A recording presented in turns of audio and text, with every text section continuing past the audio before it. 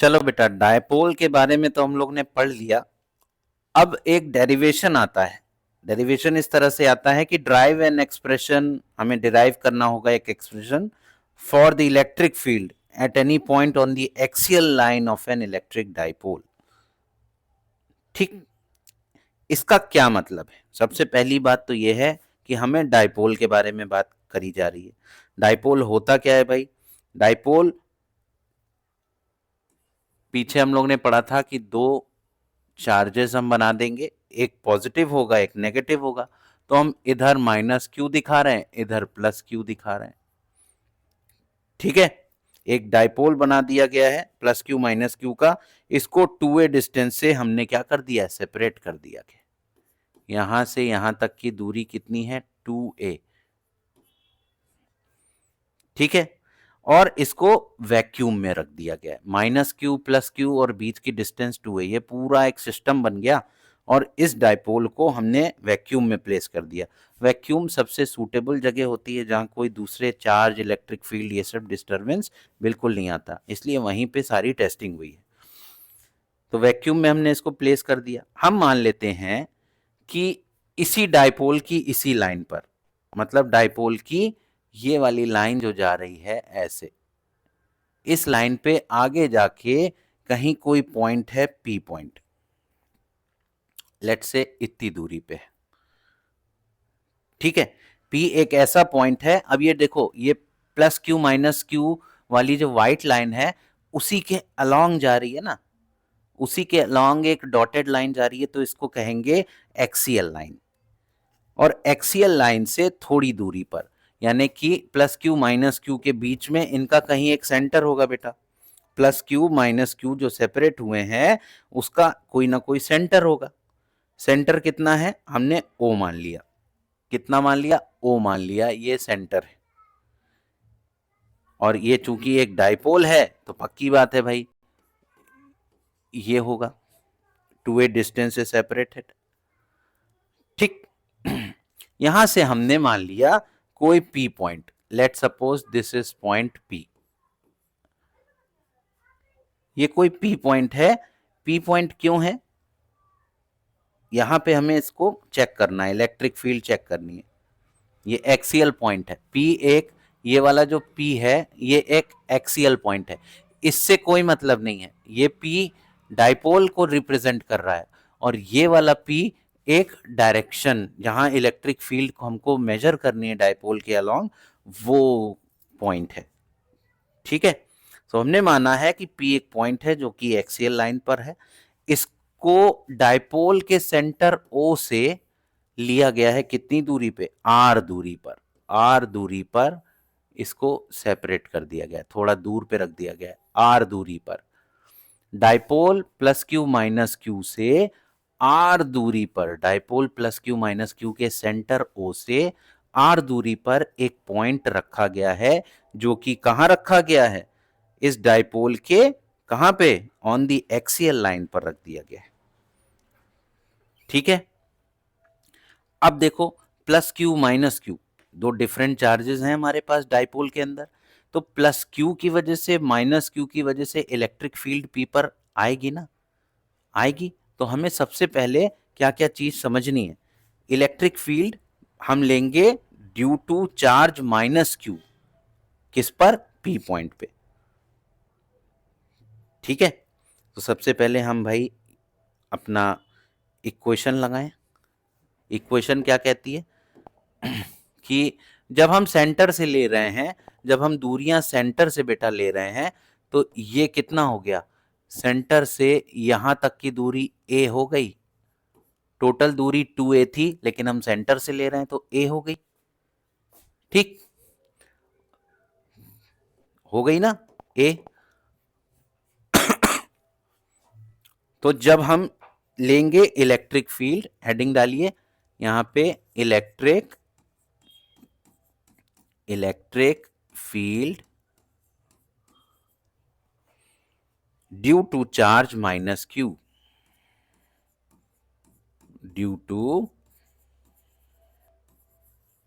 Charge minus Q charge की वजह से। माइनस क्यू कहां दिख रहा है? ये दिख रहा है। इस माइनस क्यू चार्ज की वजह से P तक कितना जो है इलेक्ट्रिक फील्ड बनी, तो एट पॉइंट P।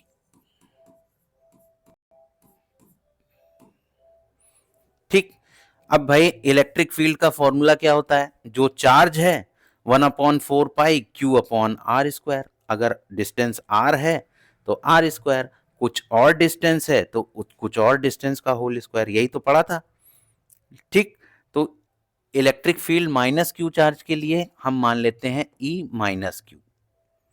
इसकी वैल्यू होती कितनी है, चार्ज चूंकि माइनस क्यू था तो इसकी वैल्यू आ जाएगी 1/4πε0 इंटू चार्ज की वैल्यू हमारी कितनी थी, माइनस क्यू, और डिवाइडेड बाय रेडियस, यानी माइनस क्यू की P पॉइंट से दूरी कितनी है, माइनस क्यू की दूरी P पॉइंट तक कितनी है ये निकालना पड़ेगा। तो कितनी है भाई, इसको देख लें हम कितनी है। माइनस क्यू यहां रखा है, इसकी P पॉइंट तक की दूरी कितनी आ रही है, कितनी आ रही है, तो बेटा देखो ये टोटल दूरी कितनी है हमारी, R है। ठीक। यहां से यहां तक, यानी कि इस A से B तक ये तो R है, और इतनी दूरी और लेनी है हमें। तो ये दूरी कितनी होगी, जैसे ऊपर वाली A थी, इधर वाली ये भी तो A है, ये भी तो A है, ये वाली ऊपर से। तो R में B को, इस R में A को जोड़ देंगे, R में किसको जोड़ देंगे, A को जोड़ देंगे, तो R प्लस A का होल स्क्वायर हो जाएगा। होगा कि नहीं होगा, होगा ना। तो हम क्या लिखेंगे, R प्लस A का whole square.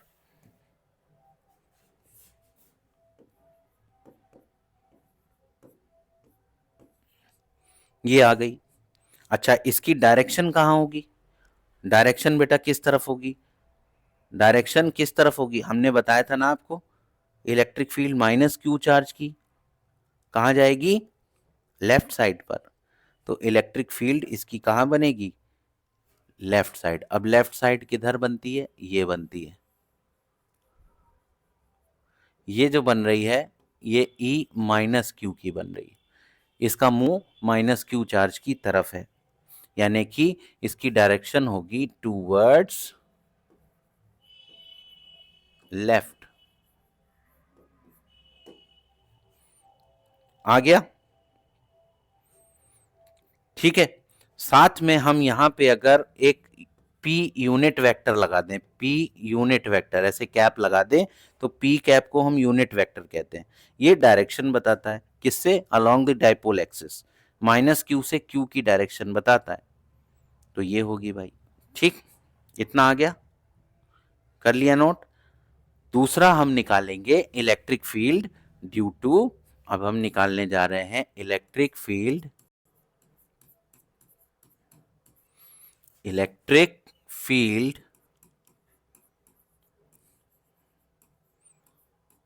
Due to plus Q at point P। अब हम ये निकालने जा रहे हैं E प्लस क्यू। ठीक, वेक्टर फॉर्म में इसको कर दिया। अब हम E प्लस क्यू की वैल्यू निकालने जा रहे हैं, तो लिख लें भाई, इलेक्ट्रिक फील्ड प्लस क्यू के लिए क्या निकलेगी, वही फॉर्मूला 1/4πε0, चार्ज प्लस क्यू ले रहे हैं, क्या लिखेंगे 1/4πε0, चार्ज प्लस क्यू है तो यहां प्लस क्यू कर दिया, डिवाइडेड बाय प्लस क्यू की P पॉइंट से दूरी कितनी है, प्लस क्यू की P पॉइंट से दूरी कितनी है। तो प्लस क्यू की P पॉइंट, प्लस क्यू की P पॉइंट से दूरी निकालने के लिए आप, इसको मैं इरेज कर रहा हूं, ये सब बेटा इरेज कर रहा हूं, ध्यान देना। क्या हम लोग ने पढ़ा था कि यहां से लेकर के यहां तक की टोटल दूरी कितनी थी, R थी, R थी, यही तो थी, और इतनी हमारी क्या थी, यहां से यहां तक की दूरी 2a थी, तो ये वाली a हो गई थी। तो R में से इतना a जो है ये ए बन चुका है, तो बचा कितना, ये दूरी कितनी हो गई यहां से यहां तक, ये दूरी कितनी होगी, आर माइनस ए नहीं हो जाएगी। टोटल आर था जिसमें से पीला वाला ए बन चुका है, तो बचा कितना, आर माइनस ए। तो ये डिस्टेंस हो गई, हो गई। तो इसको कैसे लिखेंगे, आर माइनस ए का होल स्क्वायर, यही तो करते हैं। अच्छा, इसकी भी डायरेक्शन अगर हमें लेनी है तो इसके लिए क्या करें, पी कैप लगा दें।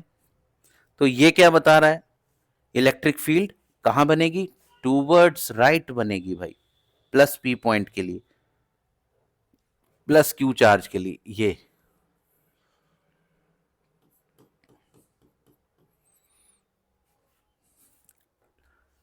क्योंकि हम लोग ने पढ़ा था प्लस क्यू चार्ज के लिए इलेक्ट्रिक फील्ड हमेशा अवे बनती है, तो अवे जाएगी, और माइनस क्यू के लिए टूवर्ड्स जाती है, ऐसे करके। ये पढ़ा था ना कि अगर प्लस क्यू चार्ज है तो इसकी इलेक्ट्रिक फील्ड कहाँ जाएगी, कहाँ जाती है, तो अवे जा रही है। इसीलिए अवे जाने का मतलब है इसकी डायरेक्शन पी से अवे, क्यू से निकली और अवे हो गई। तो कितना अवे हो गई, यहां से हम समझ लेते हैं इसको, एक मिनट।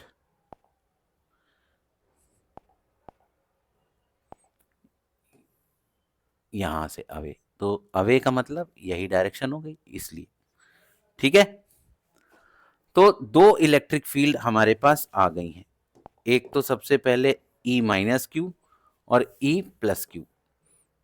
अब अगर हम दोनों को के हिसाब से अगर हम नेट इलेक्ट्रिक फील्ड निकालें, रिजल्टेंट इलेक्ट्रिक फील्ड निकालें पॉइंट P की, तो क्या निकलेगी, यहां पे हम लिखेंगे रिजल्टेंट इलेक्ट्रिक फील्ड। क्या लिखेंगे, रिजल्टेंट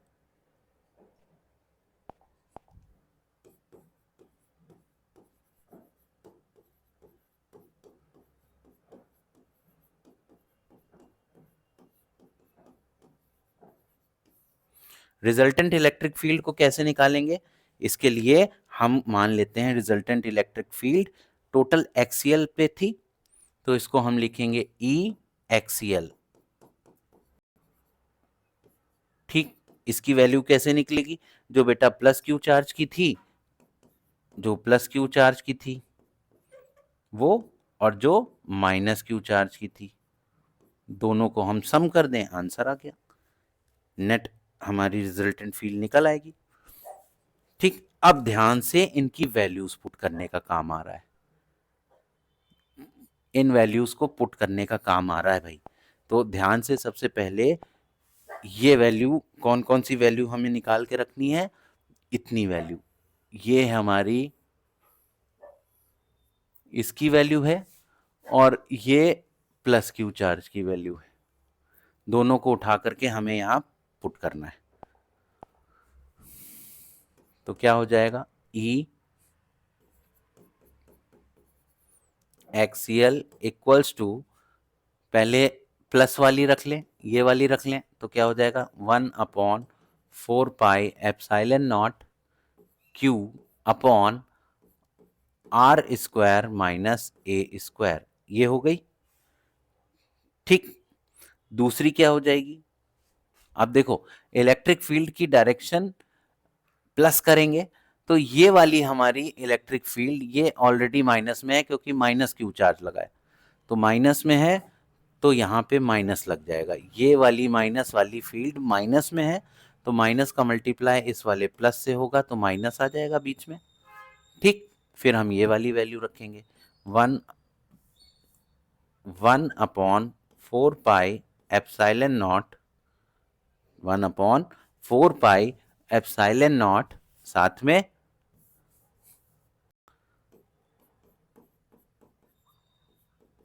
चार्ज क्यू अपॉन दूरी कितनी थी, आर प्लस ए का होल स्क्वायर, आर प्लस ए का होल स्क्वायर।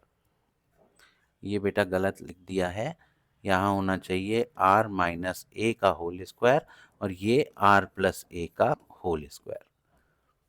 ठीक है, इतना क्लियर। तो अब इसमें कॉमन क्या आ रहा है, 1/4πε0 कॉमन आ रहा है और साथ में Q भी कॉमन आ रहा है ना। तो बच क्या क्या रहा है, 1/r - a का होल स्क्वायर माइनस 1/r+a का होल स्क्वायर, और किसके अलोंग, यूनिट वेक्टर p। लिख लिया।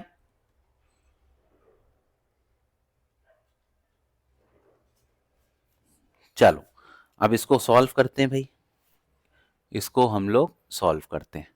जब हम इसको सॉल्व करेंगे तो क्या आएगी वैल्यू, 1/4πε0, ये Q हो गया, क्रॉस मल्टीप्लाई कराएं, r+a का होल स्क्वायर इधर, r - a का होल स्क्वायर इधर, तो r+a का whole square minus r - a का होल स्क्वायर डिवाइडेड बाय, ये देखो लिखा है a - b और ये लिखा है a+b।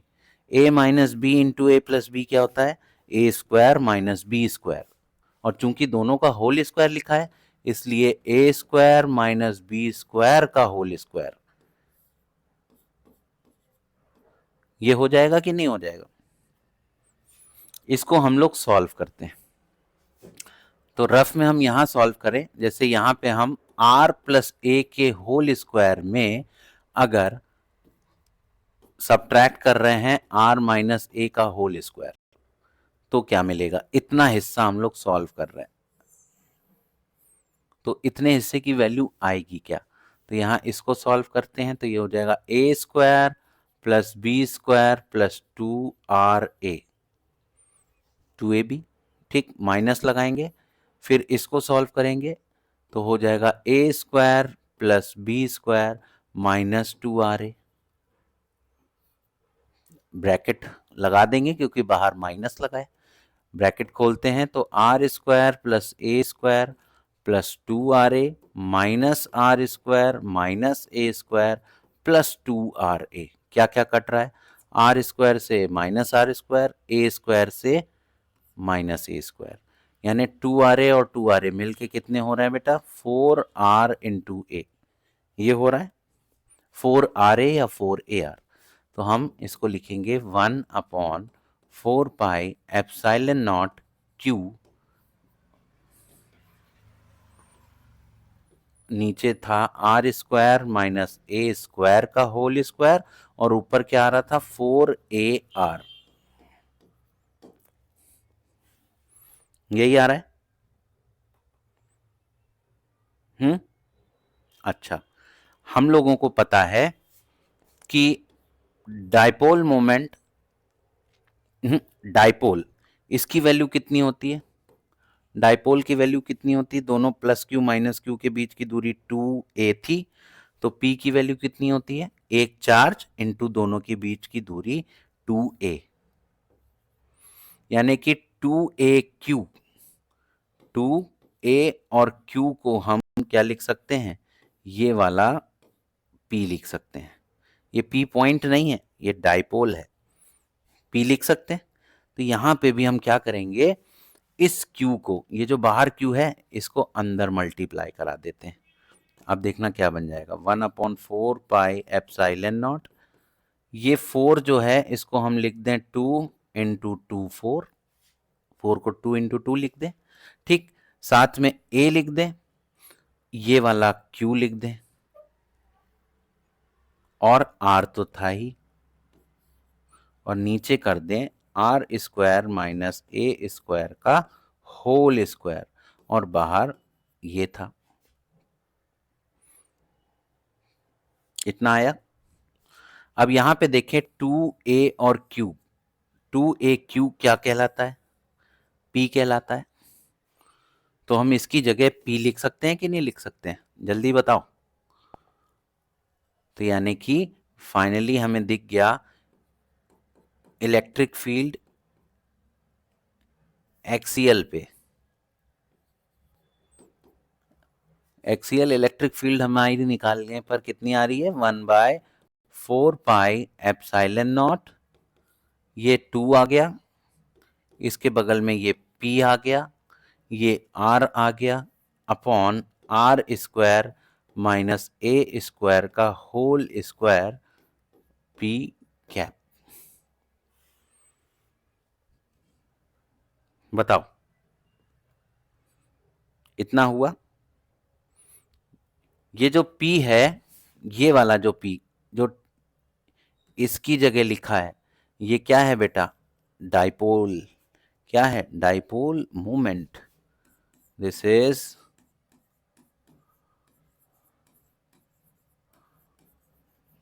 ये ध्यान रखना है, this P is the value of 2AQ और इसको कहते हैं डाइपोल मोमेंट।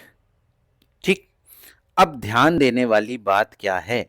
ध्यान देने वाली बात यह है कि अगर R की वैल्यू, जो डिस्टेंस था दोनों पॉइंट का, इस R की वैल्यू मतलब डाइपोल के सेंटर से P पॉइंट तक की दूरी ही तो R थी ना।